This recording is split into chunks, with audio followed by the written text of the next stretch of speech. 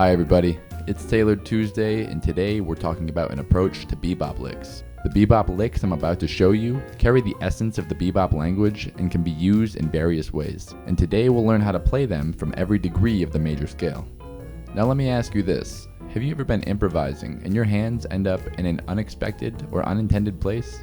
Learning these major bebop licks the way that I'm about to show you will allow you to play your way out of any situation you end up in, musically speaking that is.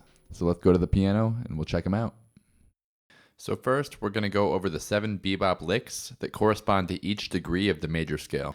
Then we'll look at using them on a 2-5-1 progression, and then we'll look at how to make cool and interesting riffs with these bebop licks. Okay, so the idea here is to build vocabulary. Music is a language and we want to be fluent. That means we want to be able to play this bebop lick from every degree of the major scale. This will allow us to have options when making a musical phrase. So here are the 7 lines. So bebop lick number 1 starts on the first scale degree. In this case, we're in the key of C, so the first scale degree is C.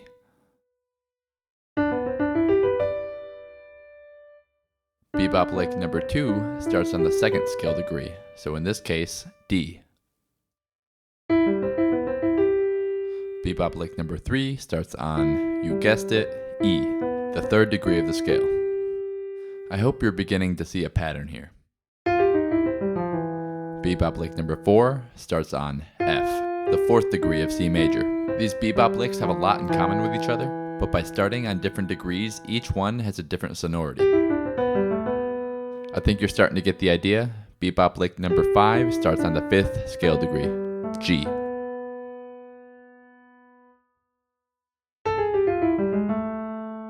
Bebop lick number 6 starts on the 6th degree.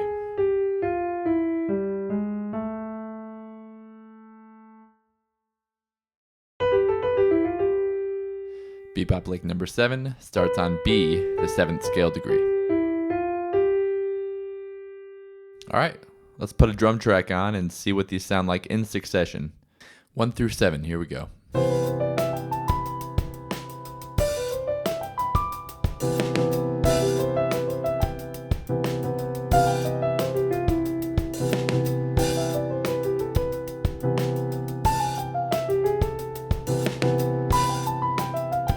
Okay, that's not bad, but let's try mixing them up a little bit.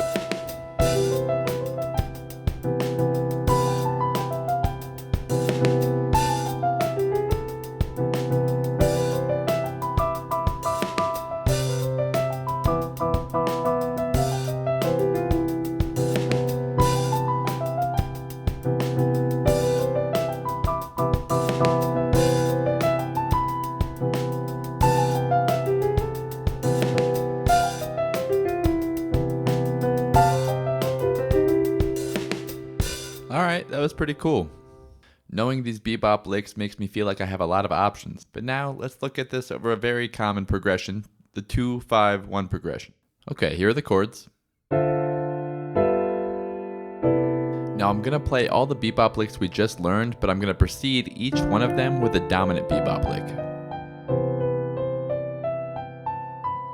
And so today we're focusing on our major bebop licks, but I'll make a lesson on the dominant ones at a later time.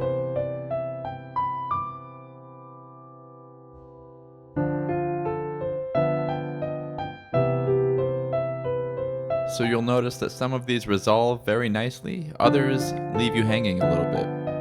And I just want to be clear that these are not the only bebop licks that exist. Obviously there are lots more, this is just a certain subset. The major bebop licks we're going over today will get you in the door, so to speak, and they will teach you most importantly how to craft your own unique and cohesive lines. Cool. Alright, so the next step is improvising, using these bebop licks as ideas.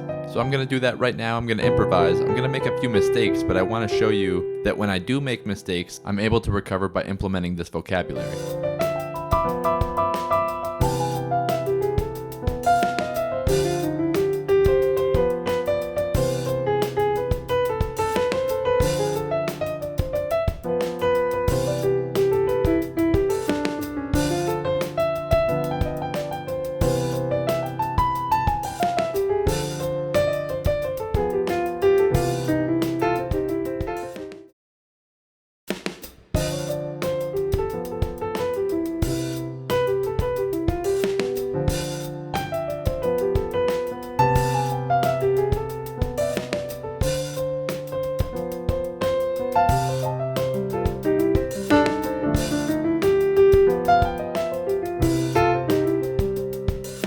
Alright, there's some cool stuff in there. The idea is to show you how flexible these major bebop licks are. And as always, I encourage you to try and make them your own.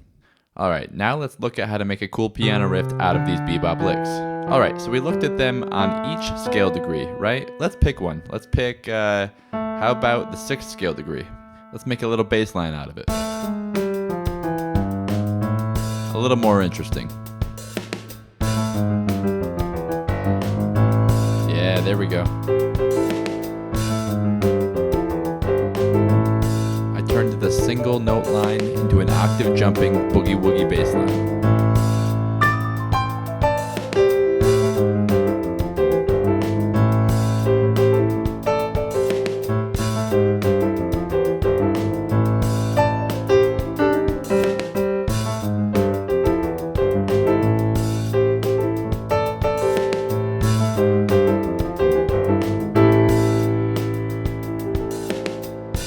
Yeah, that's pretty cool. So how do you make a cool piano riff out of bebop licks? Well, you have to experiment. You have to dig deep into the material that you're working with and know it well enough to be able to apply it to whatever kind of music interests you. This bebop vocabulary comes from jazz in the 40s and the 50s, but I just showed you that you can make a rock piano riff out of it. I'd be willing to bet you can use it in bluegrass. Robert Glasper showed that this stuff works in R&B. So don't be afraid to dig into this material and figure out how to make it your own and make it into something that you identify with. Music is about connection. First you connect with yourself, and then you are able to connect with others.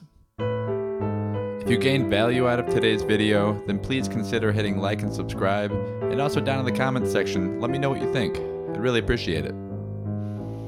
Peace.